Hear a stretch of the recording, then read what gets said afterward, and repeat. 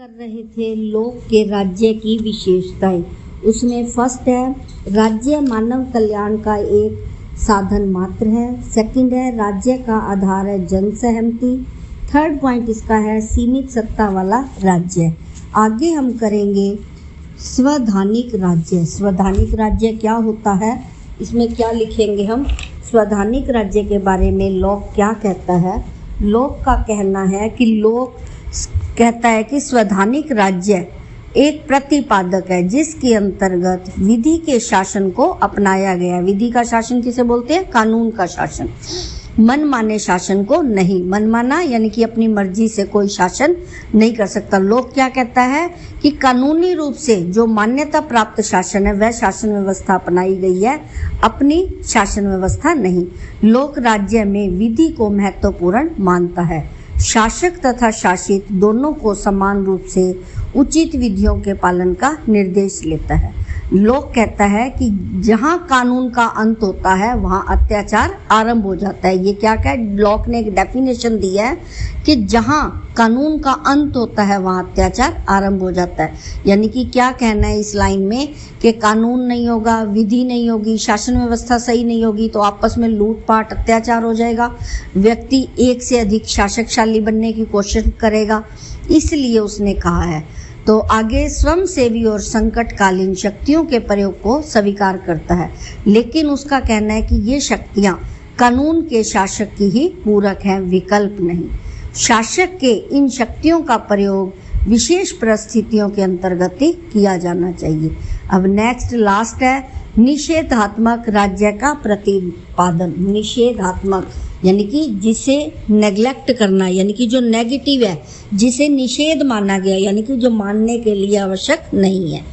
कार्यों की दृष्टि से लोक का राज्य निषेधात्मक राज्य है, सकारात्मक नहीं। यानी कि उसमें नकारात्मकता है। लोक कहता है कि सकारात्मकता नहीं है। लोक के राज्य का उद्देश्य है व्यक्ति के जीवन, स्वतंत्रता और संपत्ति की रक्षा करना है, नैतिक उत्थान करना नहीं।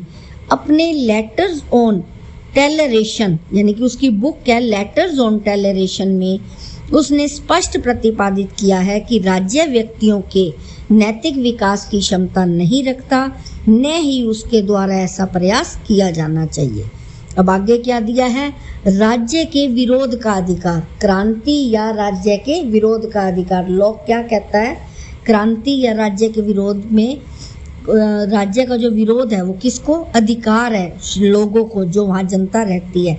लोक के अनुसार राज्य का निर्माण लोक हित के विशेष लक्ष्यों की पूर्ति के लिए किया जाता है। राज्य की शासन की शक्ति सीमित है, उसे एक न्यासी के रूप में एक शक्ति प्राप्त होती है। फिर आगे लिखता है, लोक एक डेफिनेशन देता है जो इस प्रकार है, जब जनता यह अनुभव करे कि व्यवस्थापिका उसमें रखे जाने वाले विश्वास के प्रतिकूल कार्य कर रही है तो जनता को यह सर्वोच्च अधिकार प्राप्त होता है कि वह उसे हटा दे।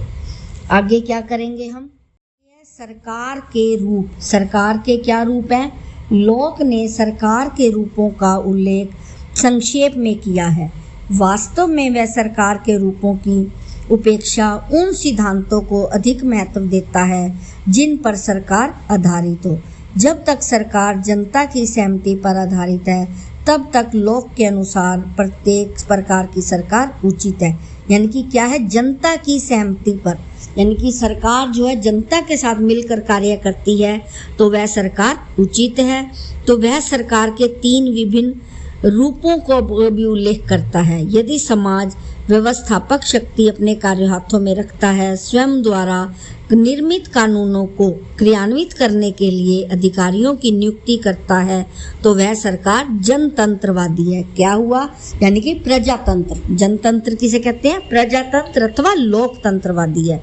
फिर आगे दिया है जो कौन सी सरकार है, उनके द्वारा नियुक्त अधिकारियों को सौंप देते हैं। यानी कि समाज व्यवस्थापक शक्ति समाज के कुछ विशेष व्यक्तियों के हाथों में या अधिकारियों को देता है तो वह कौन सी हुई, वर्ग तंत्रकारी।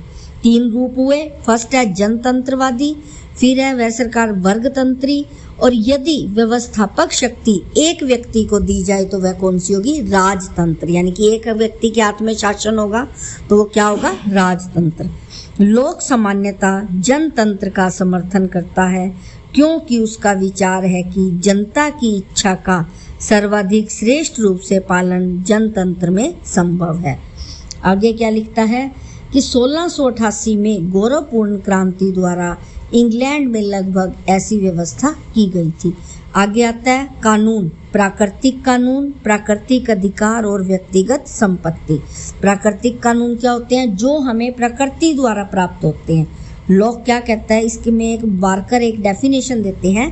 अकॉर्डिंग टू वार्कर, हम सामान्यता लॉक के संबंध में सामाजिक समझौते के प्रतिपादक के रूप में विचार करने में अभ्यस्त हैं, लेकिन अधिक उचित यह होगा कि हमारे द्वारा उनके संबंध में प्राकृतिक कानून की संप्रभुता के प्रतिपादक के रूप में विचार किया जाए।